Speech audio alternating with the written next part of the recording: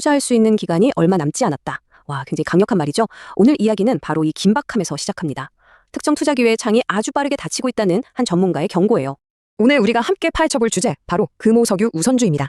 시장에서 철저히 소외된 이 주식이 왜 지금 우리가 주목해야 할 숨겨진 보석일 수 있는지, 그 투자 아이디어를 속속들이 파헤쳐보겠습니다. 자, 본격적으로 들어가기 전에 오늘 우리가 어떤 순서로 이야기를 풀어나갈지 한번 보시죠. 왜 지금이 중요한지부터 시작해서 핵심 논리를 떠받치는 세 가지 기둥을 차례로 살펴보고 마지막으로 미래가치까지 그려보는 시간을 갖겠습니다. 첫 번째, 사라져가는 기회입니다. 예전에는요, 저평가된 우선주를 찾는 게 꽤 괜찮은 투자 전략이었어요. 그런데 시장이 점점 똑똑해지면서 이런 숨은 보석을 찾기가 정말 하늘의 별 따기가 되고 있습니다. 어쩌면 바로 지금이 몇 남지 않은 기회를 잡아야 할 마지막 시점일지도 모른다는 거죠. 그래서 오늘 분석의 핵심 결론부터 딱 말씀드릴게요. 금호석유 우선주는 지금 말도 안 되게 싸고요. 동시에 최악의 업황 사이클의 바닥을 다지고 있고, 심지어 다른 회사들은 갖지 못한 독보적인 강점까지 갖췄다는 겁니다. 한마디로 사이클의 가장 깊은 골짜기에서 잠시 웅크리고 있는 간과된 거인이라고 할 수 있겠네요. 자, 그럼 이 주장을 뒷받침하는 구체적인 근거들을 하나씩 살펴볼까요? 저희는 이 논리를 크게 밸류에이션, 즉 가격, 그리고 산업 사이클의 흐름, 마지막으로 기업 자체의 튼튼함, 이 세 가지 단단한 기둥을 통해 함께 확인해 보겠습니다. 첫 번째 기둥, 바로 극심한 저평가입니다. 지금 금호석유 우선주의 가격이 얼마나 매력적인지 구체적인 숫자로 직접 한번 확인해 보시죠.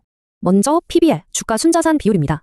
0.25배. 이게 무슨 말이냐면요, 회사가 가진 순자산 가치가 1억 원인데 주식시장에서는 이걸 단돈 2,500만 원에 팔고 있다는 뜻이에요. 그야말로 파격적인 박앤세일인 셈이죠. 다음은 PER, 주가 수익 비율인데요. 4배가 채 안 됩니다. 이건 또 무슨 뜻이냐? 회사가 지금 버는 돈에 비해서도 주가가 엄청나게 싸다는 의미예요. 근데 여기서 진짜 중요한 건 이 이익이 업황이 역대급으로 안 좋을 때 찍힌 숫자라는 겁니다. 자, 이 그래프 한번 보세요. 이게 정말 재밌는데 왼쪽은 과거 최고치일 때, 오른쪽은 현재입니다. 보통주랑 우선주 가격 차이를 보여주는 건데요. 예전에는 보통주 가격의 70% 선까지 따라붙기도 했는데 지금은 거의 반값 50% 수준까지 격차가 벌어졌어요. 이 벌어진 격차 자체가 나중에는 또 하나의 강력한 상승 동력이 될 수 있다는 분석입니다. 아니, 이렇게까지 주가가 싼 이유가 도대체 뭘까요? 그 답을 바로 이 두 번째 기둥, 산업의 거대한 흐름 속에서 찾아보겠습니다. 모든 사이클 산업이 그렇듯이 석유화학도 끝없는 불황과 호황을 반복하잖아요. 바로 지금이 그 지긋지긋한 불황의 끝, 변곡점이라는 신호들이 나오고 있습니다. 석유화학 사이클은 보통 이런 단계를 거쳐요. 수요가 폭발하면 너도 나도 공장을 짓고 결국 공급이 넘쳐나서 가격이 폭락하죠.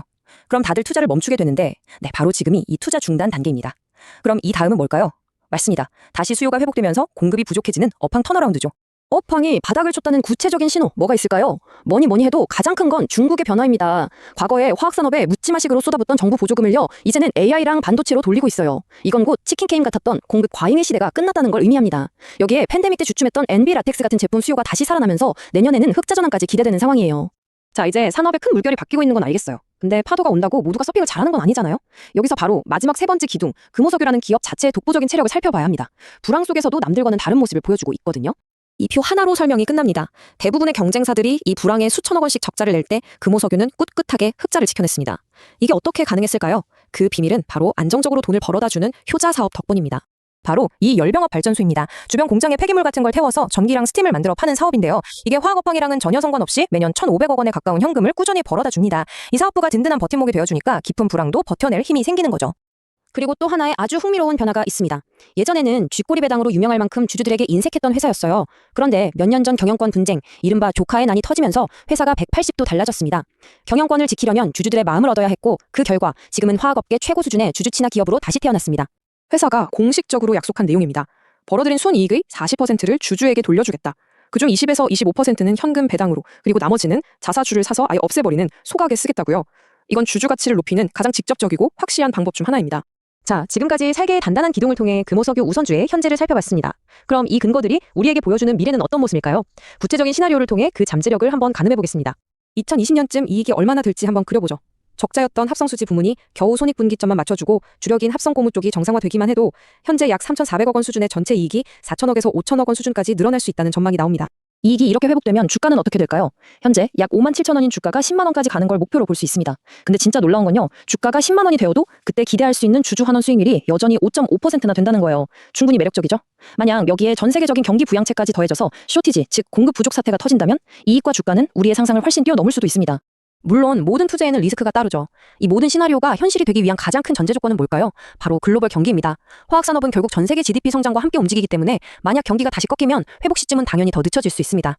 오늘 분석을 한 문장으로 요약하는 질문을 던지면서 마무리하겠습니다. 과연 시장은 지금 거대한 산업 사이클의 가장 깊은 바닥에서 잠시 힘을 비축하고 있는 이 거인의 진짜 가치를 제대로 보지 못하고 있는 것은 아닐까요? 판단은 여러분의 몫에 맡기겠습니다.